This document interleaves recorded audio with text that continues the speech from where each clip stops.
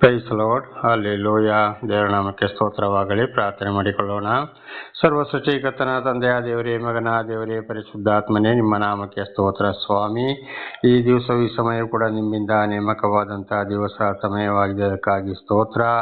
ಈ ದಿವಸದ ಸಂದೇಶದ ಭಾಗವನ್ನು ಹೇರಳವಾಗಿ ಆಶೀರ್ವದಿಸಿ ನಿಮ್ಮ ಪವಿತ್ರ ಆತ್ಮರ ಮೂಲಕ ನಡೆಸುವುದಕ್ಕಾಗಿ ಸ್ತೋತ್ರ. ಯೇಸುವಿನ ನಾಮದಲ್ಲಿ ಪ್ರಾರ್ಥಿಸಿದ್ದೇನೆ, ನಮ್ಮ ತಂದೆ, ಆಮೇನ್. ಇದನ್ನು ಕೇಳುತ್ತಿರುವ ನನ್ನ ಸಹೋದರ ಸಹೋದರಿ, ನಿಮಗೂ ನನ್ನ ಹೃದಯಪೂರ್ವಕವಾದಂತಹ ನಮಸ್ಕಾರಗಳು. ಈ ದಿವಸದ ಸಂದೇಶದ ಭಾಗವು ವಿಮೋಚನಕಾಂಡ 33ನೇ ಅಧ್ಯಾಯ 7ರಿಂದ. ವಿಮೋಚನಕಾಂಡ 33ನೇ ಅಧ್ಯಾಯ 7ರಿಂದ. ದೇವರ ನಾಮಕ್ಕೆ ಸ್ತೋತ್ರವಾಗಲಿ. ವಚನದ ಕಡೆಗೆ ಹೋಗೋಣ. ಈಗ 7ರಿಂದ ವಿಮೋಚನಕಾಂಡ 33 7ರಿಂದ 11ರವರೆಗೆ ಓದಿಕೊಳ್ಳೋಣ. ಮೋಶೆ ಡೇರೆಯನ್ನು ಪಾಳೆಯದ ಹೊರಗೆ ದೂರವಾಗಿ ಹಾಕುತ್ತಿದ್ದನು. ಅದಕ್ಕೆ ದೇವದರ್ಶನದ ಡೇರೆ ಎಂದು ಹೆಸರಿಟ್ಟನು. ಯೆಹೋವನ ಉತ್ತರವನ್ನು ಬಯಸಿದವರೆಲ್ಲರೂ ಪಾಳೆಯದ ಹೊರಗಿದ್ದ ದೇವದರ್ಶನದ ಡೇರೆಗೆ ಹೋಗುತ್ತಿದ್ದರು. ನೋಡಿ, ಇಸ್ರಾಯೇಲಿನ ಮೋಶೆ ಕಾನಾನ್ ದೇಶಕ್ಕೆ ನಡೆಸಿಕೊಂಡು ಹೋಗ್ತಾ ಇರುವಾಗ ಪ್ರಾರ್ಥನೆಗಾಗಿ ಡೇರೆ ಹಾಕಿಸ್ತಾ ಇದ್ದನು. ಆವಾಗ ಅಲ್ಲಿ ಮೋಶೆ ಮೂಲಕ ದೇವರ ವಾಕ್ಯ ಅವರಿಗೆ ಬರ್ತಾ ಇತ್ತು.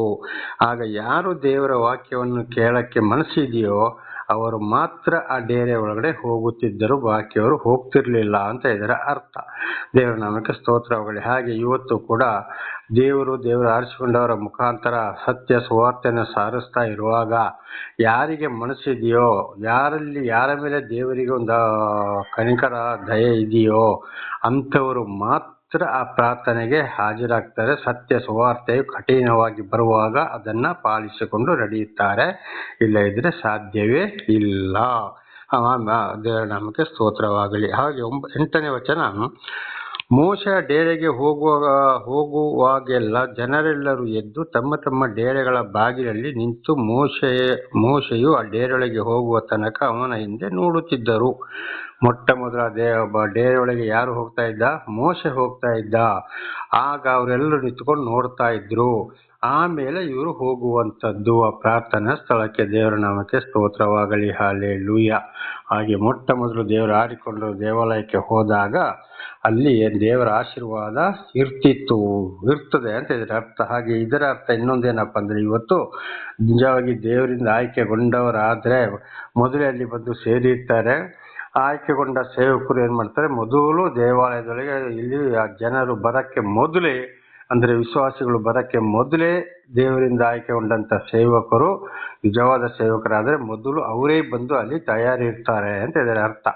ಹಾಗೆ ಇವತ್ತು ಅನೇಕರು ಏನ್ ಮಾಡ್ತಾರೆ, ವಿಶ್ವಾಸಿಗಳು ಬಂದಲ್ಲಿ ಕೂತ್ಕೊಂಡು ಹಾಡು ಹೇಳಿದ್ರು, ಏನೇ ಮಾಡಿದ್ರು, ಎಷ್ಟೋ ಹೊತ್ತಿನ ನಂತರ ಬರ್ತಾರೆ, ಮತ್ತೆ ಒಂದೊಂದು ಸಬೂಬು ಹೇಳ್ತಾರೆ, ಒಂದು ಹಾಗೆ ಹೀಗೆ ಅಂತೇಳಿ ಮತ್ತೆ ಬೇಗ ಅಲ್ಲಿಂದ ಹೊರಟು ಓಡೋರು ಇದ್ದಾರೆ.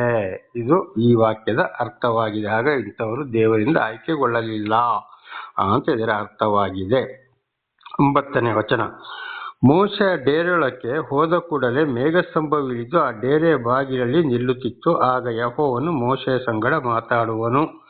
ನೋಡಿ, ದೇವರಿಂದ ಆಯ್ಕೆಗೊಂಡಂತ ಸೇವಕರಾದರೆ ಮೊದಲು ಆ ಸಭೆಗೆ ಹೋಗಕ್ಕೆ ಮೊದಲು, ಆ ಡೇರೆಯೊಳಗೆ ಅಂದರೆ ದೇವಾಲಯ ಪ್ರಾರ್ಥನೆ ಮಾಡೋ ಸ್ಥಳಕ್ಕೆ ಮೊದಲು ಅಂಥ ಸೇವಕರು ಹೋಗುವಾಗ ಅಲ್ಲಿ ಏನು ಮಾತಾಡಬೇಕು, ಏನು ಹಿಡಬೇಕು ಅಂತೇಳಿ ವಿಶೇಷವಾದ ಜ್ಞಾನವನ್ನು ಕೊಡ್ತಾ ಇದ್ರು.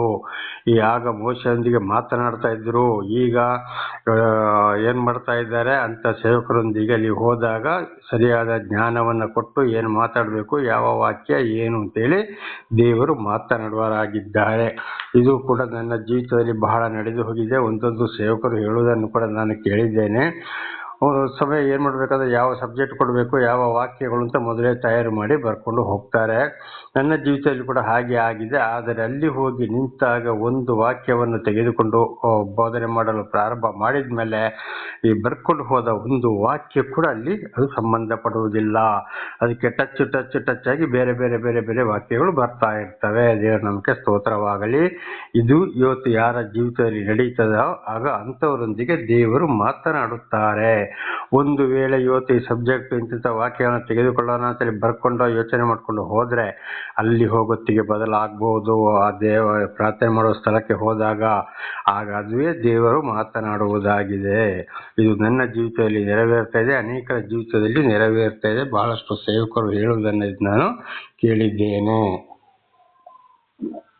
ದೇವರ ನಾಮಕ್ಕೆ ಸ್ತೋತ್ರವಾಗಲಿ. ಹಲ್ಲೆಲೂಯ. ಹಾಗೆ 10ನೇ ವಚನ, ಆ ಮೇಘ ಸ್ತಂಭವು ಡೇರೆಯ ಬಾಗಿಲಲ್ಲಿ ನಿಂತಿದ್ದನ್ನ, ದೇವರ ನಾಮಕ್ಕೆ ಸ್ತೋತ್ರವಾಗಲಿ, ಆ ಮೇಘ ಸ್ತಂಭವು ಡೇರೆಯ ಬಾಗಿಲಲ್ಲಿ ನಿಂತಿದ್ದನ್ನ ಜನರು ನೋಡಿ ಎದ್ದು ತಮ್ಮ ತಮ್ಮ ಡೇರೆಗಳ ಬಾಗಿಲಲ್ಲೇ ಅಡ್ಡ ಬೀಳುವರು. ದೇವರ ನಾಮಕ್ಕೆ ಸ್ತೋತ್ರ. ಆಗ ನೋಡಿ, ದೇವರು ಒಂದು ಮೇಘ ಸ್ತಂಭ ಒಂದು ಗುರುತು, ಒಂದು ನೆರಳಿನ ರೂಪ ಅಥವಾ ಮೊಬ್ಬಾದ ರೂಪ, ಒಂದು ಸಣ್ಣ ಬೆಳಕಿನ ರೂಪ, ಹೀಗೆಲ್ಲ ಕಾಣ್ತಾ ಇದ್ದಿರಬಹುದು. ಆಗ ಜನರು ಏನ್ ಮಾಡ್ತಾ ಇದ್ರು, ಅಲ್ಲಿ ಅಡ್ಡ ಬೀಳ್ತಾ ಇದ್ರು. ಅಂದ್ರೆ ದೇವರು ಆದುಕೊಂಡ ಸ್ಥಳ ಆ ಸ್ಥಳವಾಗಿದೆ. ಹಾಗೆ ಇವತ್ತು ಕೂಡ ಯಾವ ಸ್ಥಳವನ್ನು ದೇವರು ಆದುಕೊಳ್ತಾರೋ ಆಗ ಅಲ್ಲಿ ದೇವರಿಂದ ಆಯ್ಕೆಗೊಂಡಂಥವರು, ಆಶೀರ್ವಾದ ಹೊಂದಿದಂಥ ಸೇವಕರಲ್ಲಿ ಬರುವಾಗ ದೇವರದ್ದು ಯಾವುದಾದ್ರೂ ಒಂದು ಲಕ್ಷಣದಲ್ಲಿ ಕಾಣಬಹುದು. ಮೊಬ್ಬಾಗಿ ಕಾಣಬಹುದು, ಅಥವಾ ವಿಚಿತ್ರವಾಗಿ ಕಾಣಬಹುದು, ಅಥವಾ ಒಂದು ಬೆಂಕಿ ರೂಪದಲ್ಲಿಯೂ ಕಾಣಬಹುದು, ಅಥವಾ ಬಹಳ ಸಂತೋಷವಾಗಬಹುದು, ಒಂದು ಗಾಳಿ ಬೀಸಿದಾಗೆ ಆಗ್ಬಹುದು, ಏನೋ ಒಂದು ಅನುಭವ ಆದಾಗೆ ಆಗ್ಬಹುದು. ಇದಾಗಿದೆ ದೇವರ ಒಂದು ಗುರುತಾಗಿದೆ. ಆಗ ಅಲ್ಲಿ ನಾವು ಅಡ್ಡ ಬಿದ್ದು ದೇವರನ್ನ ಆರಾಧಿಸಲೇಬೇಕಾಗಿದೆ. ದೇವರ ನಾಮಕ್ಕೆ ಸ್ತೋತ್ರ. 11ನೇ ವಚನ, ಮನುಷ್ಯರೊಳಗೆ ಒಬ್ಬನು ತನ್ನ ಸ್ನೇಹಿತನೊಡನೆ ಹೇಗೆ ಮಾತಾಡುವನೋ ಹಾಗೆ ಯೆಹೋವನು ಮೋಶೆ ಸಂಗಡ ಮುಖಾಮುಖಿಯಾಗಿ ಮಾತನಾಡುತ್ತಿದ್ದನು. ನೋಡಿ, ಇವತ್ತು ನಾವು ಮನುಷ್ಯರು ಎದುರೆದುರು ನಿಂತು ಹೇಗೆ ಮಾತಾಡ್ತಾ ಇದ್ದೇವೆ ಹಾಗೆ ಮೋಶೆ ಸಂಗಡ ದೇವರು ಮಾತಾಡ್ತಿದ್ರು. ಆದರೆ ಮೋಶೆಗೆ ಯಾವುದೇ ರೂಪ ಕಾಣ್ತಿರ್ಲಿಲ್ಲ, ಬರೀ ವಾಣಿ ಕೇಳಿಸ್ತಾ ಇತ್ತು. ಹಾಗೆ ಇವತ್ತು ಕೂಡ ಒಬ್ಬೊಬ್ಬರ ಜೀವಿತದಲ್ಲಿ ನೆರವೇರಬಹುದು. ಇವತ್ತು ಕನಸಿನ ಮೂಲಕವೂ, ಜ್ಞಾನದ ಮೂಲಕವೂ, ವಾಣಿಯ ಮೂಲಕವೂ ಒಬ್ರು ಮಾತನಾಡಿದಾಗೆ, ಇವ್ರು ಯಾರು ಮಾತಾಡಿದ್ರು ಏನು ಅಂತೇಳಿ ಆ ಕಡೆ ತಿರುಗಿ ನೋಡ್ತಾರೆ. ಯಾರೊಬ್ರು ಮಾತಾಡಿದಾಗ ಆಯ್ತು ಅಂತ ಹೇಳ್ತಾರೆ. ಇದುವೇ ದೇವರು ಮಾತನಾಡುವಂಥದ್ದಾಗಿದೆ ಅಂಥವರ ಮುಖಾಂತರ. ತರುವಾಯ ಮೋಶೆ ಪಾಳಯಕ್ಕೆ ತಿರುಗಿ ಬರುವನು. ಆದರೆ ನೂನನ ಮಗನಾದ ಯೆಹೋಶುವನೆಂಬ ಹೆಸರುಳ್ಳ ಯೌವನಸ್ಥನಾದ ಶಿಷ್ಯನು ಆ ಡೇರೆಯಲ್ಲೇ ಇದ್ದನು, ಅದರ ಬಳಿಯಿಂದ ಹೋಗಲೇ ಇಲ್ಲ. ಆಗ ಮೋಶೆ ಏನ್ ಮಾಡ್ತಿದ್ದ, ಮೋಶೆ ಅಲ್ಲಿ ಬೋಧನೆ ಮಾಡಿ ಡೇರೆಯಿಂದ ವಾಪಸ್ ಬರ್ತಾ ಇದ್ದ, ಜನರೆಲ್ಲ ಹೋಗ್ತಾ ಇದ್ರು. ಆಮೇಲೆ ಅಲ್ಲಿ ನೋಡಿ, ಯೆಹೋಶುವ ಎಂಬ ಒಂದು ಮನುಷ್ಯನನ್ನ ಮೊದಲೇ ದೇವರು ಮೋಶೆಗೆ ಶಿಷ್ಯನಾಗಿ ಕೊಟ್ಟರು.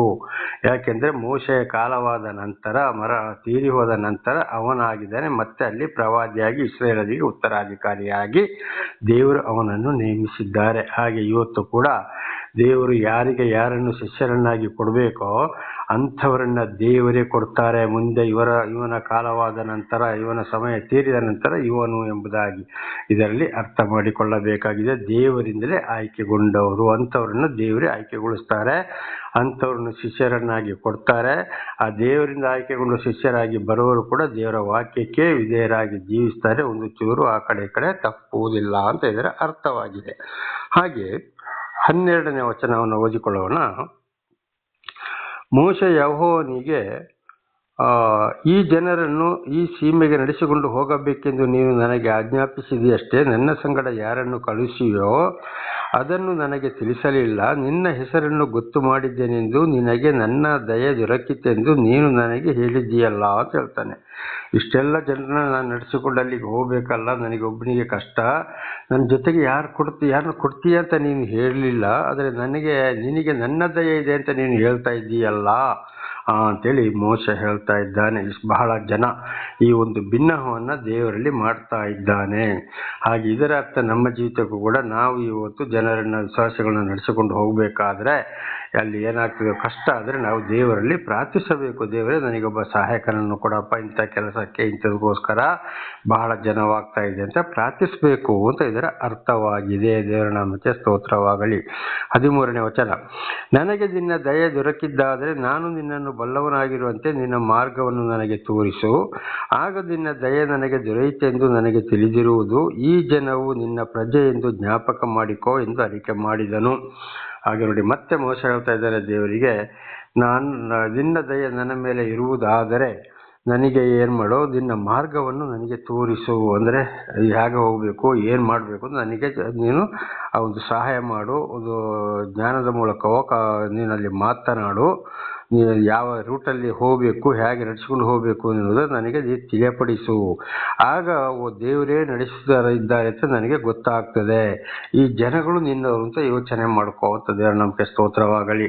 ಇದನ್ನು ಇವತ್ತು ನಾವು ಕೂಡ ಹಾಗೆ ಪ್ರಾರ್ಥನೆ ಮಾಡಬೇಕು. ದೇವರೇ, ನಾನು ಎಲ್ಲಿಗೆ ಹೋಗಬೇಕು, ಎಲ್ಲಿಗೆ ಬರಬೇಕು, ಎಲ್ಲಿ ಸುವಾರ್ತೆ ಸಾರಬೇಕು, ಸಾಕ್ಷಿ ಕೊಡಬೇಕು, ಅಲ್ಲಿ ಏನು ಮಾತಾಡಬೇಕು ಅಂತೇಳಿ ಆ ಜನರ ಮಧ್ಯದಲ್ಲಿ ನೀನೇ ನನ್ನೊಂದಿಗೆ ನಿಂತು ನೀನು ನಡೆಸಪ್ಪ, ನಿನ್ನ ಒಂದು ಆಶೀರ್ವಾದ ಬೇಕು, ಮತ್ತು ಅಲ್ಲಿರುವ ಜನಗಳನ್ನು ಎಲ್ಲರನ್ನೂ ಕೂಡ ಆಶೀರ್ವಾದ ಮಾಡು ಅಂತೇಳಿ ಇವತ್ತು ನಾವು ಒಂದು ಕಡೆ ಪ್ರಾರ್ಥನೆಗೆ ಹೋಗುವಾಗಲೂ ಇದೇ ರೀತಿ ಪ್ರಾರ್ಥನೆ ಮಾಡಿ ನಾವು ಮುಂದೆ ಸಾಗಬೇಕಾಗಿದೆ. ದೇವರ ನಾಮಕ್ಕೆ ಸ್ತೋತ್ರವಾಗಲಿ. ಹಲ್ಲೆಲೂಯಾ. ಹಾಗೆ 14ನೇ ವಚನವನ್ನು ಓದಿಕೊಳ್ಳೋಣ. ಅದಕ್ಕೆ ಯೆಹೋವನು, ನಾನೇ ನಿಮ್ಮ ಜೊತೆಯಲ್ಲಿ ಬಂದು ನಿಮಗೆ ವಿಶ್ರಾಂತಿಯನ್ನು ಉಂಟು ಮಾಡುವೆನು ಅಂದನು. ಅದಕ್ಕೆ ಏನು ಉತ್ತರ ಕೊಟ್ಟು ದೇವರು, ನಾನೇ ನಿಮ್ಮ ಜೊತೆಲಿ ಬರ್ತೀನಿ, ವಿಶ್ರಾಂತಿ ಮಾಡಿಸ್ಕೊಡ್ತೀನಿ, ಯಾವುದೇ ಗಲಿಬಿಲಿ ನೀವು ಮಾಡಬೇಡಿ, ಹೇಗೆ ನಡ್ಕೊಳ್ಬೇಕು, ಹೇಗೆ ಹೋಗಬೇಕು, ಎಲ್ಲಿ ಇರಬೇಕು, ಎಲ್ಲಿ ಊಟ ಮಾಡಬೇಕು, ಎಲ್ಲಿ ತಂಗಬೇಕು, ನಾನೇ ನಿಮ್ಮ ಜೊತೆಲಿ ಇದ್ದು ಎಲ್ಲವನ್ನ ನೆರವೇರಿಸ್ತೇನೆ ಅಂತ ದೇವರು ಮೋಶೆಗೆ ಉತ್ತರವನ್ನು ಕೊಟ್ಟರು. ಹಾಗೆ ಇದು ಇವತ್ತು ನಮ್ಮ ಜೀವಿತದಲ್ಲಿ ಕೂಡ ನಾವು ಹೀಗೆ ಪ್ರಾರ್ಥನೆ ಮಾಡಿ ಒಂದು ಕಡೆ ಹೋಗಬೇಕಾದ್ರೆ ಪ್ರಾರ್ಥನೆ ಮಾಡಿ ಹೊರಟು ಹೋದಾಗ ಖಂಡಿತವಾಗಿ ಅಲ್ಲಿ ಏನೇ ಇಲ್ಲದಿದ್ದರೂ ಕೂಡ ಯಾವುದೇ ಬರುವುದಾದರೂ ದೇವರೇ ನಮ್ಮೊಂದಿಗಿದ್ದು ಎಲ್ಲವನ್ನು ನಮಗೆ ಮಾರ್ಗವನ್ನು ತೋರಿಸ್ತಾನೆ, ನಡೆಸ್ತಾನೆ. ಒಂದೊಂದು ಸಮಯದಲ್ಲಿ ಏನು ಮಾತನಾಡಬೇಕು ಅಂತ ಹೇಳುವಂಥ ಜ್ಞಾನವನ್ನು ಕೊಡ್ತಾರೆ. ನಮ್ಮ ಮುಖಾಂತರ ನಮ್ಮ ಬಾಯಿಗೆ ಬಾಯಿಯಾಗಿ ಕೂಡ ಮಾತನಾಡುವನಾಗಿದ್ದಾನೆ ದೇವರು. ದೇವರ ನಾಮಕ್ಕೆ ಸ್ತೋತ್ರವಾಗಲಿ. ಹಾಗೆ ನಾವು ಪ್ರಾರ್ಥನೆ ಮಾಡಿ ಹೋದಾಗ ದೇವರು ಆರಿಸಿಕೊಂಡವರಿಗೆ ಮುಂದೆ ಹೋಗುವ ಸ್ಥಳದಲ್ಲಿ ದೇವರೇ ಅವರನ್ನು ಅವರ ದೂತರ ಮೂಲಕ ನಡೆಸುವರಾಗಿದ್ದಾರೆ. ದೇವರ ನಾಮಕ್ಕೆ ಸ್ತೋತ್ರವಾಗಲಿ. ಈಗ 15 ಮತ್ತು 16ನೇ ವಚನವನ್ನು ಓದಿಕೊಳ್ಳೋಣ. ಅದಕ್ಕೆ ಮೋಶೆ, ನೀನೇ ನಮ್ಮ ಸಂಗಡ ಬಾರದೆ ಹೋದರೆ ನಮ್ಮನ್ನು ಇಲ್ಲಿಂದ ಹೋಗಗೊಡಿಸಬಾರದು ಅಂತ ಹೇಳ್ತಾನೆ. ಒಂದು ವೇಳೆ ನೀನು ಹೇಳಿ ನಮ್ಮ ಜೊತೆಲಿ ಬಾರದಿದ್ರೆ ನಾವು ಇಲ್ಲಿಂದ ಹೋಗಬಾರ್ದು ಅಂತ. ಅದಕ್ಕೆ ನಾವು ಕೂಡ ಏನು ಹೇಳಬೇಕು, ದೇವರಲ್ಲಿ ಒಂದು ಕಡೆ ಹೋಗುವಾಗ, ಪ್ರಾರ್ಥನೆಗೆ ಹೋಗುವಾಗ, ದೇವರೇ ನೀನು ಬಂದೇ ಬರಬೇಕಪ್ಪ, ನಮ್ಮನ್ನು ನಡೆಸು, ನಿನ್ನ ಕಾವಲು ದೂತರ ಮೂಲಕ, ಪವಿತ್ರ ಆತ್ಮನ ಮೂಲಕ ನಮ್ಮನ್ನು ನಡೆಸಪ್ಪ ಅಂತ ನಾವು ದೇವರಲ್ಲಿ ವಿಜ್ಞಾಪಿಸಿಕೊಳ್ಳಬೇಕು. 16ನೇ ವಚನ. ನನಗೂ ನಿನ್ನ ಪ್ರಜೆಗಳಾದ ಇವರಿಗೂ ನಿನ್ನ ಅನುಗ್ರಹ ದೊರಕಿತೆಂಬುದು ನೀನೇ ನಮ್ಮ ಸಂಗಡ ಬರುವುದರಿಂದಲೇ ಹೊರತು ಬೇರೆ ಯಾತರಿಂದ ತಿಳಿದು ಬರುವುದು. ಇದರಿಂದ ನಾನು ನಿನ್ನ ಪ್ರಜೆಗಳಾದ ಇವರು ಭೂಮಿಯಲ್ಲಿರುವ ಬೇರೆ ಎಲ್ಲಾ ಜನಗಳಿಗಿಂತಲೂ ವಿಶೇಷವಾಗಿದ್ದೇವೆ ಎಂಬುದು ತೋರುವುದು ಅಂದನು. ಅದಕ್ಕೆ ನೋಡಿ, ಮತ್ತೆ ದೇವರಲ್ಲಿ ವಿಶ್ವಾಸ ಇಡ್ತಾನೆ. ನೀನೇ ನಮ್ಮ ಜೊತೆಯಲ್ಲಿ ಬರುವಾಗ ಖಂಡಿತವಾಗಿ ನಮ್ಮ ಜೊತೆಯಲ್ಲಿ ನೀನು ಇದ್ದೀಯಾ, ಅದರಿಂದೇ ನಮಗೆ ಗೊತ್ತಾಗುವುದು, ಮತ್ತು ಎಲ್ಲಾ ಜನಗಳಿಂದಲೂ ವಿಶೇಷವಾಗಿದ್ದೇವೆ ಅಂತೇಳಿ ನಮಗೆ ಗೊತ್ತಾಗ್ತದೆ ಅಂತ ದೇವರ ನಮಗೆ ಸ್ತೋತ್ರ. ಹಾಗೆ ಇವತ್ತು ದೇವರು ಯಾರ ಜೊತೆಲಿ ಇರ್ತಾರೋ, ಯಾರನ್ನು ನಡೆಸ್ತಾರೋ, ಆಗ ನಮ್ಮ ಜೀವಿತದಲ್ಲಿ ಮಾಡುವ ಅದ್ಭುತ ಕಾರ್ಯಗಳು, ಒಂದೊಂದು ಉಪಕಾರಗಳು, ಒಂದೊಂದು ಕಾರ್ಯಗಳನ್ನ ನೋಡಿದಾಗ ದೇವರೇ ನಮ್ಮೊಂದಿಗಿದ್ದಾರೆ, ನಮ್ಮನ್ನು ನಡೆಸ್ತಾ ಇದ್ದಾರೆ ಅಂತ ನಾವು ತಿಳ್ಕೊಳ್ಬೇಕು. ಇತರ ಜನಗಳಿಗಿಂತ ನಮ್ಮನ್ನು ವಿಶೇಷವಾಗಿ ನಡೆಸ್ತಾರೆ. ಯಾಕೆಂದ್ರೆ ಕೆಟ್ಟವ್ರ ಜೊತೆಲಿ ಸೇರಕ್ಕೆ ಬಿಡೋದಿಲ್ಲ. ಅವರ ಆಚಾರ ವಿಚಾರಗಳಿಂದ ದೂರ ನಿಲ್ಲಿಸ್ತಾರೆ. ಅವರಿಗೆ ಬುದ್ಧಿವಾದವನ್ನ ನಮ್ಮ ಮೂಲಕ ದೇವರು ತಿಳಿಯಪಡಿಸುವರಾಗಿದ್ದಾರೆ. ದೇವರ ನಾಮಕ್ಕೆ ಸ್ತೋತ್ರವಾಗಲಿ. ಹಲ್ಲೆಲೂಯಾ. ಈಗ 17ನೇ ಒಂದು ವಚನ. ಯೆಹೋವನು ಮೋಶೆಗೆ, ನಿನಗೆ ನನ್ನ ಅನುಗ್ರಹ ದೊರಕಿದ್ದರಿಂದಲೂ ನಾನು ನಿನ್ನ ಹೆಸರನ್ನು ಗೊತ್ತು ಮಾಡಿದ್ದರಿಂದಲೂ ನಿನಗೋಸ್ಕರ ಈ ಕಾರ್ಯವನ್ನ ಮಾಡುವೆನು ಎಂದು ಹೇಳಿದನು. ಅದಕ್ಕೆ ನೋಡಿ, ಮೋಶೆಗೆ ದೇವರು ಹೇಳ್ತಾರೆ, ನಿನಗೆ ನನ್ನ ಅನುಗ್ರಹ ದೊರಕಿದ್ದರಿಂದ, ನಿನ್ನ ಹೆಸರನ್ನು ಗೊತ್ತು ಮಾಡಿದ್ದರಿಂದ ಈ ಕಾರ್ಯವನ್ನು ನಾನು ಮಾಡ್ತೇನೆ ಅಂತ. ದೇವರು ಯಾರನ್ನು ಕರೆದಿರ್ತಾರೋ, ಯಾರನ್ನು ಸೇವಕರನ್ನಾಗಿ ಜನಗಳನ್ನಾಗಿ ಆರಿಸಿಕೊಂಡಿರ್ತಾರೋ ಅವರಿಗೆ ಮಾತ್ರ ದೇವರ ದಯೆ ಇರ್ತದೆ, ಅವರಲ್ಲಿ ಮಾತ್ರ ದೇವರ ಅದ್ಭುತ ಕಾರ್ಯ ಇರ್ತದೆ. ಇಲ್ಲದ್ರೆ ಖಂಡಿತವಾಗಿ ಬೇರೆ ಎಲ್ಲರ ಜೊತೆಲಿ ಕೂಡ ಅದ್ಭುತ ಕಾರ್ಯ ನಡೆಯೋದಿಲ್ಲ, ದೇವರ ಕಾರ್ಯ ನಡೆಯುವುದಿಲ್ಲ, ದೇವರನ್ನು ತಿಳಿದುಕೊಳ್ಳಲು ಸಾಧ್ಯವೇ ಇಲ್ಲ. ದೇವರು ಆರಿಸಿಕೊಂಡವರಲ್ಲಿ ಮಾತ್ರ ಆ ಕಾರ್ಯವು ನಡೆಯುತ್ತದೆ. ಅದಕ್ಕೆ ಅಪೊಸ್ತಲನಾದ ಪೌಲರು ಹೊಸ ಒಡಂಬಡಿಕೆಯಲ್ಲಿ ಕೂಡ ಒಂದು ಮಾತನ್ನು ಹೇಳಿದ್ದಾರೆ, ಕ್ರೈಸ್ತರು ಅಂತ ಹೇಳಿದವರೆಲ್ಲರೂ ಕ್ರೈಸ್ತರಲ್ಲ ಅಂತೇಳಿ. ದೇವರ ನಾಮಕ್ಕೆ ಸ್ತೋತ್ರವಾಗಲಿ. ಹಾಗೆ ಇವತ್ತು ನಾನು ಕ್ರೈಸ್ತ, ನಾನು ದೇವರ ಮಗ, ನಾನು ದೇವರ ಮಗಳು ಅಂತೇಳಿ ಇವತ್ತು ಬಹಳ ಜನ ಹೇಳ್ಕೊಳ್ತಾರೆ. ಆದರೆ ವಾಕ್ಯಕ್ಕೆ ವಿರುದ್ಧವಾಗಿ ನಡೀತಾರೆ. ಈ ಕಡೆ ದೇವರು ಬೇಕು, ಆ ಕಡೆ ಮಾಯಾ ಮಂತ್ರ ಮೊದಲಿದ್ದ ಜೀವನಕ್ಕೆ ಹೋಗ್ತಾರೆ, ಅನ್ಯರ ಪದ್ಧತಿಗೆ ಹೋಗ್ತಾರೆ. ಅನೇಕ ಸೇವಕರುಗಳು ಇವತ್ತು ಜನಕ್ಕೋಸ್ಕರ ಹಣಕ್ಕಾಗಿ ನಾನಾ ಥರ ಸುಳ್ಳು ಬೋಧನೆ ಮಾಡಿ ಜನಗಳನ್ನು ಮೆಚ್ಚಿಸೋರಾಗಿದ್ದಾರೆ, ಸ್ಟೈಲ್ ಅಲಂಕಾರ ಮಾಡೋರು ಆಗಿದ್ದಾರೆ. ಇಂಥದನ್ನ ನೋಡಿದ ಖಂಡಿತವಾಗಿ ದೇವರ ಕೃಪೆ ಇವರಲ್ಲಿ ಇಲ್ಲ. ದೇವರು ಯಾರನ್ನ ಆರಿಸಿಕೊಂಡ್ರೆ ಅವರಲ್ಲಿ ಅದ್ಭುತ ಕಾರ್ಯಗಳು ಮತ್ತು ಅನೇಕ ಕಾರ್ಯಗಳಲ್ಲಿ ನಡೆಯುತ್ತವೆ. ದೇವರ ನಾಮಕ್ಕೆ ಸ್ತೋತ್ರವಾಗಲಿ. ಹಲ್ಲೆಲೂಯಾ. ಹಾಗೆ 18ರಿಂದ 23ರವರೆಗೆ ಓದುವಾಗ, ಅದಕ್ಕೆ ಮೋಶೆ, ನಿನ್ನ ಮಹಿಮೆಯನ್ನು ದಯಮಾಡಿ ನನಗೆ ತೋರಿಸಿ ಎಂದು ಕೇಳಲಾಗಿ, ಆತನು, ನನ್ನ ಸರ್ವೋತ್ತಮತ್ವವನ್ನು ನಿನ್ನೆದುರಾಗಿ ದಾಟಿ ಹೋಗುವಂತೆ ಮಾಡುವೆನು, ಯೆಹೋವನ ನಾಮದ ಮಹತ್ವವಾಗಿ ನಿನ್ನೆದುರಾಗಿ ಪ್ರಕಟಿಸುವೆನು, ಯಾವನ ಮೇಲೆ ದಯವಿಡುವೆನೋ ಅವನ ಮೇಲೆ ದಯೆ ಇಡುವೆನು, ಯಾರನ್ನು ಕರುಣಿಸುವೆನೋ ಅವನನ್ನು ಕರುಣಿಸುವೆನು ಅಂದನು. ನೋಡಿ, ನನ್ನ ಒಂದು ಆಶೀರ್ವಾದವು, ನನ್ನ ಒಂದು ಶಕ್ತಿಯು ನಿನ್ನ ಮುಂದೆ ದಾಟಿ ಹೋಗುವುದು ಖಂಡಿತವಾಗಿಯೂ ನಿನ್ನ ಎದುರಿಗಾಗಿ. ಆದರೆ ಯಾರ ಮೇಲೆ ದಯ ಇಡಬೇಕೋ, ಯಾರನ್ನು ಕರುಣಿಸಬೇಕೋ, ಯಾರನ್ನು ದಯ ಇಡಬೇಕೋ ಅವರನ್ನು ಮಾತ್ರ ಕರುಣಿಸ್ತೇನೆ ಅಂತ ನೋಡಿದ್ದೀರಾ. ದೇವರ ನಂಬಿಕೆ ಸ್ತೋತ್ರವಾಗಲಿ. ಇದು ಹೊಸ ಒಡಂಬಡಿಕೆಯಲ್ಲಿ ಅಪೊಸ್ತಲ ಪೌಲರು ಇದನ್ನೇ ಹೇಳಿದ್ದಾರೆ. ಯಾರನ್ನು ಕ್ಷಮಿಸಬೇಕೋ, ಯಾರ ಮೇಲೆ ದಯೆ, ಯಾರ ಮೇಲೆ ಕರುಣೆ, ಯಾರ ಮೇಲೆ ಪ್ರೀತಿ, ಯಾರ ಪಾಪವನ್ನು ಬಿಡುಗಡೆ ಮಾಡಬೇಕೋ ಅಂಥವ್ರನ್ನು ಮಾತ್ರ ಮಾಡ್ತಾರೆ ಹೊರತು ಎಲ್ಲವರನ್ನು ದೇವರು ಮಾಡುವುದಿಲ್ಲ. ಅದಕ್ಕೆ ಎಲ್ಲರ ಜೀವಿತದಲ್ಲಿ ದೇವರ ಕಾರ್ಯಗಳು ನಡೆಯುವುದು ಕೂಡ ಇಲ್ಲ. ದೇವರ ನಾಮಕ್ಕೆ ಸ್ತೋತ್ರವಾಗಲಿ. ಹಾಗೆ ಮುಂದಿನ ವಚನ 20ನೇ ವಚನ. ಆದರೆ ಆತನು ಅವನಿಗೆ, ನೀನು ನನ್ನ ಮುಖವನ್ನು ನೋಡುವುದಕ್ಕಾಗದು, ಮನುಷ್ಯರಲ್ಲಿ ಯಾವನೂ ನನ್ನನ್ನು ನೋಡಿ ಜೀವಿಸಲಾರನು ಎಂದು ಹೇಳಿದನು. ಯಾರು? ದೇವರು. ಅಂತ ಮೋಶೆಗೆ ಹೇಳ್ತಾರೆ, ನೀನು ನನ್ನ ಮುಖವನ್ನು ನೋಡೋಕ್ಕಾಗೋದಿಲ್ಲ ಅಂದರೆ ಬರೀ ವಾಣಿ ಮಾತ್ರ ಕೇಳ್ತಾ ಇತ್ತು. ನನ್ನ ನಿಜವಾದ ಮುಖ ನೋಡಿದರೆ ಯಾರೂ ಜೀವಿಸೋಕ್ಕಾಗೋದಿಲ್ಲ, ಯಾಕೆಂದರೆ ಬೆಂಕಿಯ ರೂಪ. ಇದನ್ನು ಹಿಂದೆ ಕೂಡ ತಿಳಿದುಕೊಂಡಿದ್ದೇವೆ. ಆಕಾಶದಲ್ಲಿ ದೊಡ್ಡ ಗುಡುಗು ಬರ್ತದೆ, ಅದು ಬಢೋ ಅಂತ ಸದ್ದು ಬರುವಾಗ ಬೆಂಕಿ ಭೂಮಿಗೆ ಇಳಿದು ಬರುತ್ತದೆ. ಹಾಗಿರುವಾಗ ನಿಜವಾದ ದೇವರ ರೂಪವನ್ನು ಇವತ್ತು ಯಾರಾದರೂ ಕಂಡಿದ್ದಾರೆಯೋ? ಪರಲೋಕದಲ್ಲಿ ಕೂಡ ದೇವದೂತರು ಕೂಡ ಕಾಣಲಿಲ್ಲ, ಬರೀ ವಾಣಿ ಮಾತ್ರ ಕೇಳ್ತಾ ಇರುವುದು. ಅದಕ್ಕೆ ನೋಡೋಕ್ಕಾಗೋದಿಲ್ಲ, ನೀನು ಕೂಡ ನೋಡೋಕ್ಕಾಗೋದಿಲ್ಲ, ನೋಡಿದರೆ ಯಾರೂ ಜೀವಿಸಕ್ಕೆ ಆಗುವುದಿಲ್ಲ ಅಂತೇಳಿ ದೇವರು ಮೋಶೆಗೆ ಹೇಳಿದ್ದಾರೆ. ಹಾಗೆ ಇವತ್ತು ಅನೇಕರು ಏನು ಮಾಡ್ತಿದ್ದಾರೆ, ನಾನು ದೇವರನ್ನ ಕಂಡಿದ್ದೇನೆ. ನಾನೊಂದ್ಸಲ ದೇವರ ದರ್ಶನವಾದ ಮೊದಲ ಬಾರಿಗೆ ಮತ್ತು 2ನೇ ಬಾರಿಗೆ ಕೂಡ ನಾನು ಕೇರಳಕ್ಕೆ ಸ್ಥಳಕ್ಕೆ ಹೋದಾಗ ಅಲ್ಲಿ ಒಬ್ಬರು ಬಂದು ಹೇಳ್ತಾ ಇದ್ರು, ನಾನು ಈಜಿಪ್ಟಿನಲ್ಲಿ ಯೇಸುವನ್ನು ಕಂಡೆ ಅಂತೇಳಿ. ಇಲ್ಲಿ ದೇವರೇ ಮೋಶೆಗೆ ಹೇಳ್ತಾ ಇದ್ದಾರೆ, ನನ್ನ ನಿಜ ಮುಖವನ್ನು ಯಾರಿಗೂ ನಾನು ತೋರಿಸೋದಿಲ್ಲ, ಯಾವ ಮನುಷ್ಯನು ಉಳಿಯುವುದಿಲ್ಲ ಎಂಬುದು. ಆದರೆ 2025ನೇ ವರ್ಷದ ಹಿಂದೆ ಮನುಷ್ಯನ ಅವತಾರವೆತ್ತಿ ಬಂದಾಗ ಹಾಗೆ ಇದ್ದವರು ದೇವರನ್ನು ಮನುಷ್ಯನ ಅವತಾರ ಎತ್ತಿ ಬಂದಾಗ ನೋಡಿದ್ರು ಹೊರತು ನಿಜ ರೂಪವನ್ನು ಇವತ್ತು ಪರಮಾತ್ಮ ಭಗವಂತ ಯೇಸು ಕ್ರಿಸ್ತನನ್ನ ಅಥವಾ ಅಲ್ಲಾಹ್ ಅಕ್ಬರನ್ನ ಯಾರು ನೋಡಕ್ಕಾಗಿಲ್ಲ. ಇವತ್ತು ಗುಡುಗು, ಸಿಡಿಲು, ಸರ್ವ ಸೃಷ್ಟಿಯನ್ನು ಎಲ್ಲವನ್ನು ನೋಡಿ ದೇವರನ್ನ ತಿಳ್ಕೊಳ್ಬೇಕು, ಮತ್ತೆ ಗ್ರಂಥಗಳನ್ನು ಓದಿ ದೇವರನ್ನ ತಿಳ್ಕೊಳ್ಬೇಕು ವಿನಃ ಖಂಡಿತವಾಗಿ ದೇವರ ನಿಜ ರೂಪವನ್ನು ಯಾರೂ ಇವತ್ತು ಕಾಣಕ್ಕಾಗಿಲ್ಲ. ಅದಕ್ಕೆ ಹೇಳೋದು, ವಿಗ್ರಹಗಳನ್ನ ಮಾಡಿಕೊಂಡು ಆರಾಧಿಸಬಾರದು ಎಂಬುದಾಗಿ.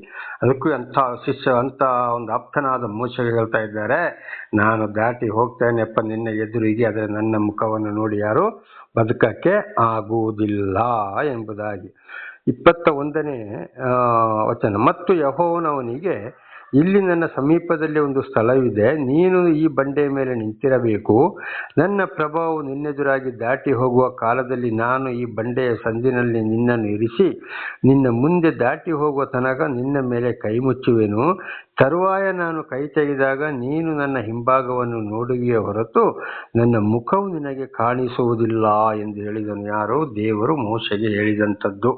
ನೋಡಿ, ಇಲ್ಲೊಂದು ಸ್ಥಳ ಇದೆ, ಒಂದು ಬಂಡೆ ಇದೆ, ನೀ ಬಂಡೆ ಮೇಲೆ ನಿಂತುಕೋ, ಅಲ್ಲಿವರೆಗೆ ಏನು ಮಾಡು, ನಾನು ನಿನ್ನ ಮುಖವನ್ನು ಮುಚ್ಚಿರ್ತೇನೆ, ನಾನು ಅಲ್ಲಿ ದಾಟಿ ಹೋಗ್ತೇನೆ. ದಾಟಿ ಹೋದಾಗ ನನ್ನ ಬೆನ್ನನ್ನು ಹಿಂಭಾಗ ಅಂದರೆ ನನ್ನ ಬೆನ್ನನ್ನು ಮಾತ್ರ, ನನ್ನ ಹಿಂಭಾಗವನ್ನು ನೋಡ್ತೀಯ ಹೊರತು ಮುಖವನ್ನು ನಿನಗೆ ನೋಡಲಿಕ್ಕೆ ಆಗುವುದಿಲ್ಲ ಅಂತ. ದೇವರ ನಾಮಕ್ಕೆ ಸ್ತೋತ್ರವಾಗಲಿ. ಹಲ್ಲೆಲೂಯಾ. ಹಾಗೆ ನಿಜವಾಗಿಯೂ ತಂತ ಮೋಶೆಗೆ ದೇವರು ತೋರಿಸಿದ್ದು ಏನಾಗಿದೆ? ಬರೀ ಬೆನ್ನು ಮಾತ್ರ. ಮತ್ತೆ 10 ದಶಾಜ್ಞೆಗಳನ್ನು ಸೀನಾಯಿ ಬೆಟ್ಟದಲ್ಲಿ ಬರೆದು ಕೊಟ್ಟಾಗ ಅಲ್ಲಿ ಕೂಡ ಕಂಡಿದ್ದು ಬರೀ ಬೆಂಕಿ. ಅದರ ಒಳಗಿಂದ 2 ಕೈಗಳಲ್ಲಿ ಆಜ್ಞೆಗಳು ಮೋಶೆಗೆ ಬಂತು, ಮತ್ತೆ ಧ್ವನಿ ಕೇಳಿಸಿತು ವಿನಃ ನಿಜ ರೂಪ ಮೋಶೆ ಕೂಡ ಕಾಣಕ್ಕಾಗಲಿಲ್ಲ. ಯಾವ ಪ್ರವಾದಿಗಳಿಗೂ ಕಾಣಕ್ಕಾಗಿಲ್ಲ, ಇಲ್ಲಿವರೆಗೂ ಕಾಣಲೇ ಇಲ್ಲ. ಹಾಗೆಲ್ಲ ಹೇಳಿದಾಗೆ ಸರ್ವ ಸೃಷ್ಟಿಯ ಮೂಲಕ ನಾವಿದನ್ನು ನೋಡಿಕೊಳ್ಳಬೇಕಾಗಿದೆ. ದೇವರ ನಾಮಕ್ಕೆ ಸ್ತೋತ್ರವಾಗಲಿ. ಅನೇಕ ನಮ್ಮ ಜೀವಿತದಲ್ಲಿ ಮಾಡಿದ ಅದ್ಭುತ ಕಾರ್ಯಗಳು ಸರ್ವ ಸೃಷ್ಟಿಯನ್ನು ನೋಡಿ ಗ್ರಂಥಗಳನ್ನು ಓದಿ ನಾವು ದೇವರನ್ನು ತಿಳಿದುಕೊಳ್ಳಬೇಕಾಗಿದೆ. ದೇವರ ನಾಮಕ್ಕೆ ಸ್ತೋತ್ರವಾಗಲಿ.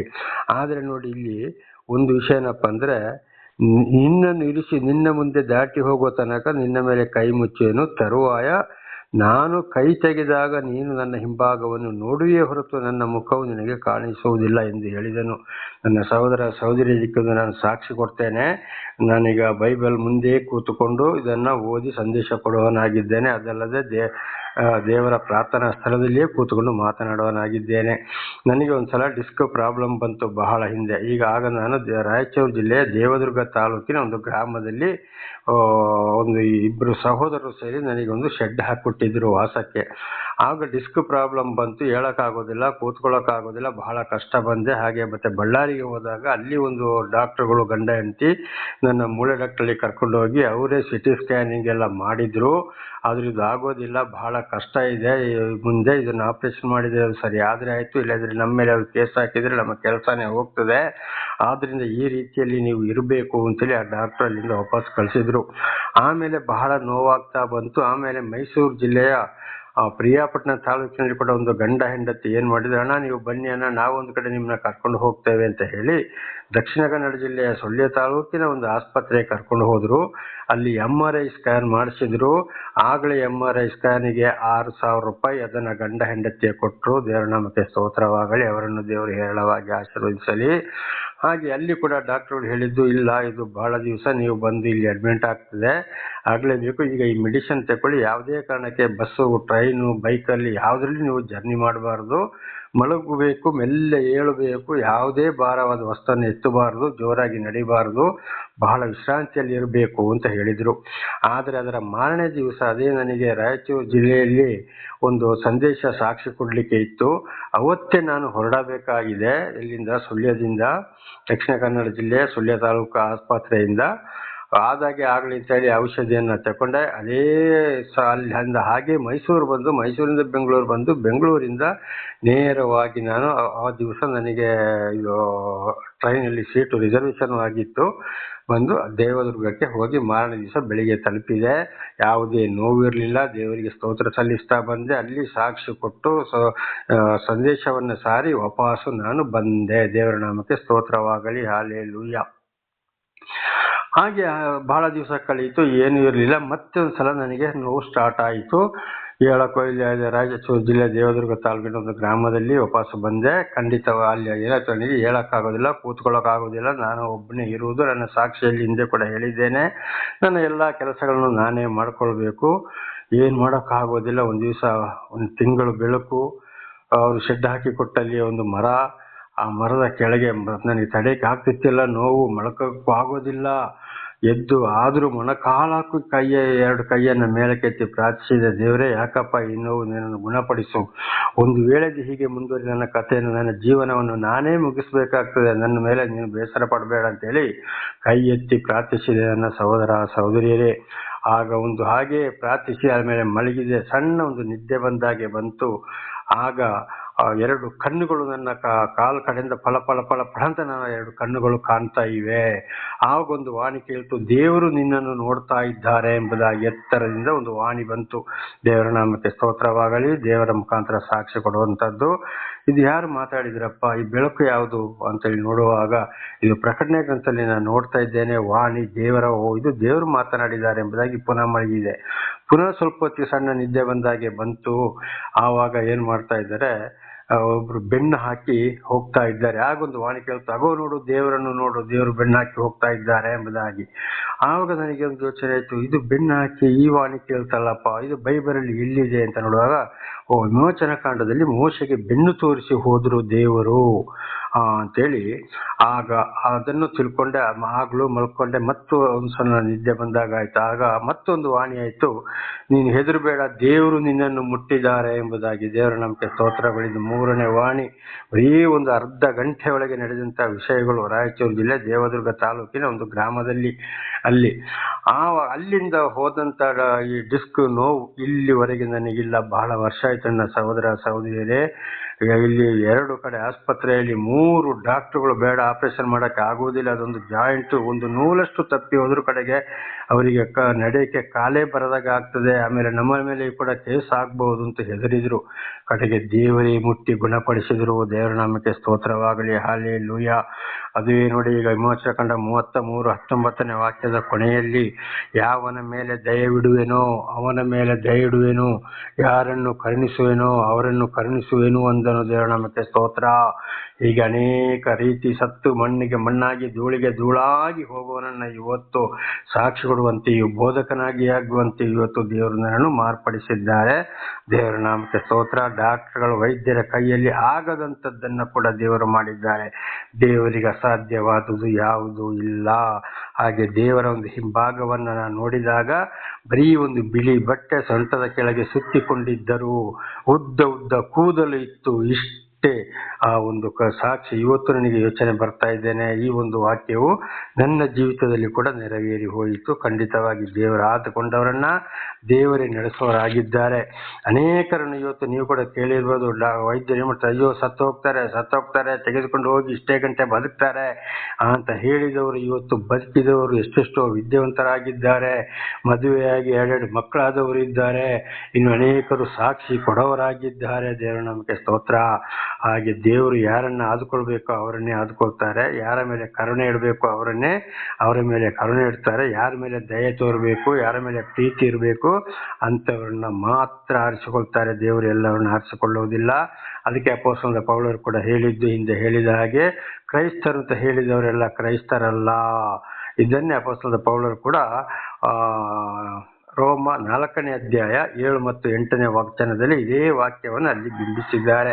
ದೇವರ ನಾಮಕ್ಕೆ ಸ್ತೋತ್ರವಾಗಲಿ. ಹಲ್ಲೆಲೂಯಾ. ಹಾಗೆ ಇದು ಪ್ರತಿ ಒಂದು ವಿಶ್ವಾಸಿಗಳಲ್ಲಿ ಮತ್ತು ಸೇವಕರುಗಳಲ್ಲಿ ಕೂಡ ನಡೆಯುವಂಥ ವಿಷಯವಾಗಿದೆ. ಹಾಗೆ ಇವತ್ತು ದೇವರು ಯಾರನ್ನ ಆದುಕೊಂಡ್ರೋ ಅವರು ಕಠಿಣ ವಾಕ್ಯಗಳು ಬರುವಾಗ ಸ್ವೀಕಾರ ಮಾಡಿ ಅವರವರ ಜೀವಿತವನ್ನು ಬದಲು ಮಾಡಿ ಸಂತೋಷಗೊಳ್ಳುವವರಾಗಿದ್ದಾರೆ. ಆಗ ಅದರಲ್ಲಿ ತಿಳ್ಕೊಳ್ಬೇಕು, ಇವರು ದೇವರಿಂದ ಆಯ್ಕೆಗೊಂಡಿದ್ದಾರೆ.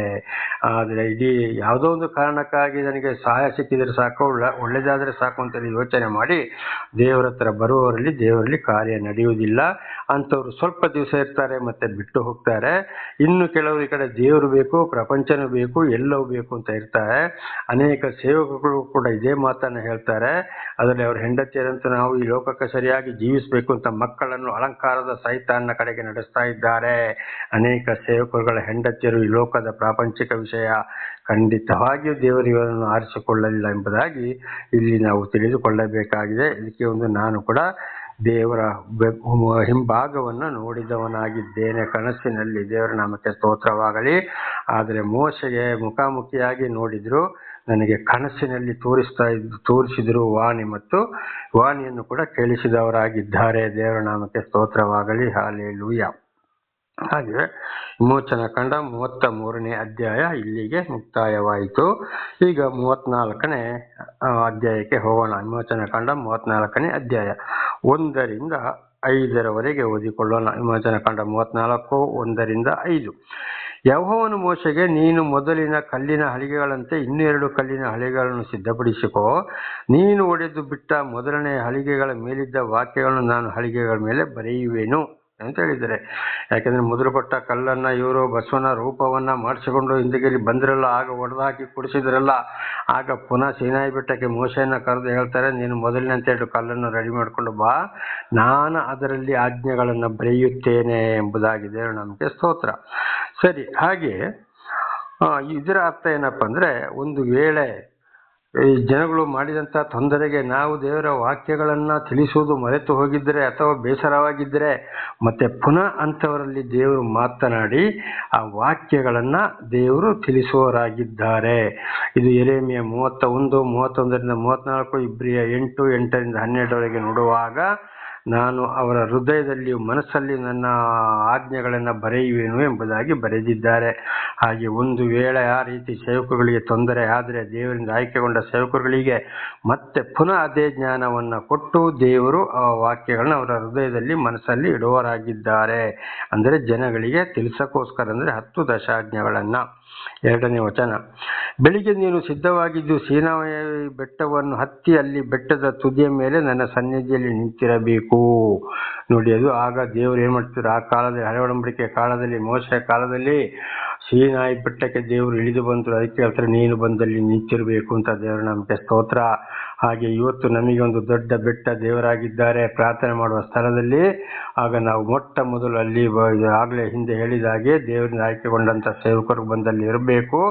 ಆಗ ದೇವರವರಿಗೆ ವಿಶೇಷವಾದ ಜ್ಞಾನವನ್ನು ಕೊಡುವವರಾಗಿದ್ದಾರೆ ಅಂತ ಇದರ ಅರ್ಥ. 3ನೇ ವಚನ. ಯಾರು ನಿನ್ನ ಜೊತೆಯಲ್ಲಿ ಮೇಲಕ್ಕೆ ಬರಕೂಡದು, ಈ ಬೆಟ್ಟದ ಪ್ರದೇಶದಲ್ಲಿ ಯಾರು ಎಲ್ಲಿಯೂ ಕಾಣಿಸಕೂಡದು, ಕುರಿದನಗಳು ಬೆಟ್ಟದ ಮುಂದೆ ಮೇಯಕೂಡದು ಎಂದು ಹೇಳಿದನು. ನೋಡಿ, ಅದು ಸೀನಾಯಿ ಬೆಟ್ಟಕ್ಕೆ ಹೇಳಿದಂಥ ಸ್ಥಳ. ಯಾರೂ ಹತ್ರ ಪತ್ರ ಬರಬಾರ್ದು, ದನ ಕುರಿ ಕೂಡ ಬೆಟ್ಟ ಮೇಲೆ ಏರಿ ಬರಬಾರ್ದು. ಆಗ ಇದರ ಅರ್ಥ, ಇವತ್ತಿನ ಕಾಲಕ್ಕೆ ದೇವಾಲಯದಲ್ಲಿ ಕೂಡ ಅಲ್ಲಿ ಏನಾಗಬೇಕು, ಮೊಟ್ಟ ಮೊದಲು ಅಲ್ಲಿಗೆ ಸೇವಕರುಗಳು ಹೋಗುವುದಕ್ಕಿಂತ ಮೊದಲು ಆ ಸ್ಥಳಕ್ಕೆ ಯಾರು ಹೋಗಬಾರದು. ದೇವರ ನಾಮಕ್ಕೆ ಸ್ತೋತ್ರವಾಗಲಿ. ಅದು ಪರಿಶುದ್ಧ ಸ್ಥಳವಾಗಿರ್ತದೆ, ದೇವರು ಆರಿಸಿಕೊಂಡ ಸ್ಥಳ. ಆಮೇಲೆ ಅವರು ಎಲ್ಲಿರಬೇಕು ಅಲ್ಲೇ ಇರಬೇಕು. ಅಂದರೆ ಇವತ್ತು ಕೂಡ ಒಂದು ದೇವಾಲಯದಲ್ಲಿ ಏನು ಮಾಡ್ತಾರೆ, ಮೇಲೆ ಸೇವಕರುಗಳು ಬಂದು ಉಪದೇಶ ಮಾಡೋಕ್ಕೆ ಮಾತ್ರ ಒಂದು ಸ್ಥಳವನ್ನು ನಿಗದಿಪಡಿಸಿರ್ತಾರೆ.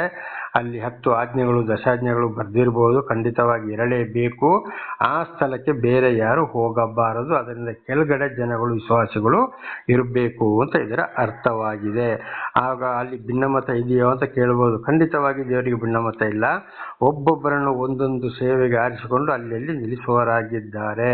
ದೇವರ ನಾಮಕ್ಕೆ ಸ್ತೋತ್ರವಾಗಲಿ. ಆಶೀರ್ವಾದ ಎಲ್ಲರಿಗೂ ಒಂದೇ ಇದೆ. ಒಂದು ವೇಳೆ ದೇವರಿಂದ ಆಯ್ಕೆಗೊಂಡಂಥ ಸೇವಕರು ತಪ್ಪಿ ಹೋದರೆ ಅವರಿಗೂ ಕೂಡ ಶಿಕ್ಷೆ ಇದ್ದೇ ಇದೆ.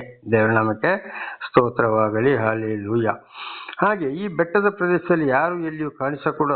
4ನೇ ವಚನ, ಆದ ಕಾರಣ ಮೋಶೆ ಮೊದಲಿದ್ದ ಹಲಿಗೆಗಳಂತೆ 2 ಕಲ್ಲಿನ ಹಲಿಗೆಗಳನ್ನು ಸಿದ್ಧಪಡಿಸಿಕೊಂಡು ಯೆಹೋವನ ಅಪ್ಪಣೆಯ ಮೇರೆಗೆ ಬೆಳಿಗ್ಗೆ ಎದ್ದು ಆ 2 ಕಲ್ಲಿನ ಹಲಿಗೆಯನ್ನು ಕೈಯಲ್ಲಿ ತೆಗೆದುಕೊಂಡು ಸೀನಾಯಿ ಬೆಟ್ಟವನ್ನು ಹತ್ತಿದನು. ಆಗ ಯೆಹೋವನು ಮೇಘದಿಂದ ಆವರಿಸಲ್ಪಟ್ಟವನಾಗಿ ಇಳಿದು ಬಂದು ಅಲ್ಲಿ ಅವನ ಹತ್ತಿರ ನಿಂತು ಯೆಹೋವನೆಂಬ ನಾಮವನ್ನು ಪ್ರಕಟಿಸಿದನು. ದೇವರ ನಾಮಕ್ಕೆ ಸ್ತೋತ್ರವಾಗಲಿ. ಹಾಗೆ ದೇವರು ಹೇಳಿದಾಗೆ ಮೋಶೆ ಮತ್ತೆ 2 ಕಲ್ಲುಗಳನ್ನು ತೆಗೆದುಕೊಂಡು ಹೋದ. ದೇವರು ಮೇಲೆಯಿಂದ ಇಳಿದು ಬಂದ ಬೆಟ್ಟದ ಮೇಲೆ ಮೇಘದ ರೂಪದಲ್ಲಿ, ಅಂದರೆ ಒಂದು ಗುರುತಿನ ರೂಪದಲ್ಲಿ ಕಂಡರು. ಆವಾಗ ದೇವರು ಏನು ಮಾಡಿದ್ರು, ಅಲ್ಲಿ ದೇವರ ಹೆಸರನ್ನು ಪ್ರಕಟಿಸಿದರು. ನಾನೇ ಯೆಹೋವ, ಅಂದರೆ ನಾನೇ ಸೃಷ್ಟಿಕರ್ತ, ನಾನೇ ದೇವರು ಅಂತೇಳಿ ಅಲ್ಲಿ ಮೋಶೆಯ ಮುಂದೆ ಮಾತನಾಡಿದರು. ಇದು ನಾಳೆಗೂ ಮುಂದುವರಿಯುವುದು. ಪ್ರಾರ್ಥನೆ ಮಾಡಿಕೊಳ್ಳೋಣ. ಸರ್ವ ಸೃಷ್ಟಿಕರ್ತನ ತಂದೆಯ ದೇವರೇ, ಮಗನ ದೇವರೇ, ಪರಿಶುದ್ಧಾತ್ಮನೇ, ನಿಮ್ಮ ನಾಮಕ್ಕೆ ಸ್ತೋತ್ರ ಸ್ವಾಮಿ. ಇವತ್ತಿನ ಸಂದೇಶವನ್ನು ನನ್ನ ಸಹೋದರ ಸಹೋದರಿಗೆ ನೀವು ತಿಳಿಸಲು ಆಶೀರ್ವಾದ ಮಾಡಿದಕ್ಕಾಗಿ ಸ್ತೋತ್ರ. ಅವರೆಲ್ಲರೂ ಚೆನ್ನಾಗಿ ತಿಳಿದುಕೊಂಡು ಅರ್ಥ ಮಾಡಿಕೊಂಡು ನಿಮ್ಮ ವಾಕ್ಯಕ್ಕೆ ವಿಧೇಯರಾಗಿ ಜೀವಿಸಲು ಮತ್ತು ನಿಮ್ಮನ್ನು ಸರಿಯಾಗಿ ತಿಳಿದುಕೊಳ್ಳಲು ಬೇಕಾದಂಥ ವಿಶೇಷವಾದ ಜ್ಞಾನ, ಶಾಂತಿ, ಸಮಾಧಾನವನ್ನು ಅವರಿಗೆ ಅನುಗ್ರಹಿಸಲಿ. ಅವರ ಮಕ್ಕಳಿಗೂ ಅವರು ಇದನ್ನು ತಿಳಿಸಿ ಅವರೆಲ್ಲರೂ ನಿಮ್ಮ ಚಿತ್ತಾನುಸಾರ ಇತರರಿಗೆ ಸಾಕ್ಷಿಗಳಾಗುವಂತೆ ಮಾರ್ಪಡಿಸಿರಿ. ದೇವರ ನಾಮಕ್ಕೆ ಸ್ತೋತ್ರವಾಗಲಿ. ಯೇಸುವಿನ ನಾಮದಲ್ಲಿ ಪ್ರಾರ್ಥಿಸಿದ್ದೇನೆ ನಮ್ಮ ತಂದೆಯೇ, ಆಮೇನ್. ಇದನ್ನು ಕೇಳುತ್ತಿರುವ ನನ್ನ ಸಹೋದರ ಸಹೋದರಿಯರೇ, ದೇವರು ನಿಮ್ಮನ್ನು, ನಿಮ್ಮ ಮಕ್ಕಳನ್ನು ಹೇರಳವಾಗಿ ಆಶೀರ್ವದಿಸಲಿ. ನಿಮಗೆ ಬೇಕಾದ ಶಾಂತಿ, ಸಮಾಧಾನ, ಆರೋಗ್ಯ, ಒಳ್ಳೆ ಜ್ಞಾನವನ್ನು ಕೊಟ್ಟು ನಿಮ್ಮ ಎಲ್ಲ ಕೃಷಿಗಳನ್ನು, ಪಶು ಪ್ರಾಣಿಗಳನ್ನು, ಉದ್ಯೋಗವನ್ನು ಹೋಗುವಲ್ಲಿಯೂ ಬರುವಲ್ಲಿಯೂ ದೇವರು ನಿಮ್ಮೊಂದಿಗೂ, ನಿಮ್ಮ ಮಕ್ಕಳೊಂದಿಗೂ, ನಿಮ್ಮ ವಂಶ ಪಾರಂಪರ್ಯ ನಿಮ್ಮೊಂದಿಗಿದ್ದು ದೇವರು ನಿಮ್ಮನ್ನು ಹೇರಳವಾಗಿ ಆಶೀರ್ವದಿಸಲಿ. ಧನ್ಯವಾದಗಳು.